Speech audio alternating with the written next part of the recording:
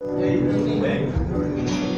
Señor, escucha mi oración, dame cura, poder para oír todo. Escucha mi oración, dame cura, poder para oír todo. Tus palabras, oh Señor, son más dulces que la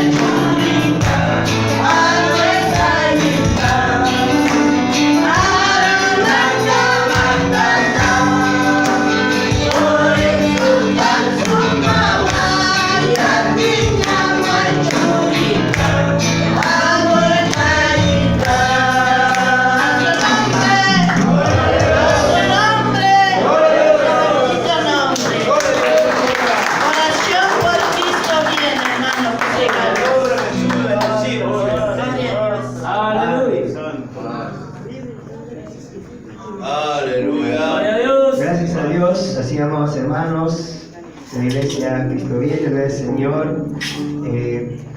Hermanos, oraciones, hermanos, gloria al Señor, y que también por el misterio de alabanza, gloria al Señor, y poco a poco estaremos, gloria al Señor, integrándose más hermanos, gloria al Señor, así para poder alabar a Dios, hermanos. Amén.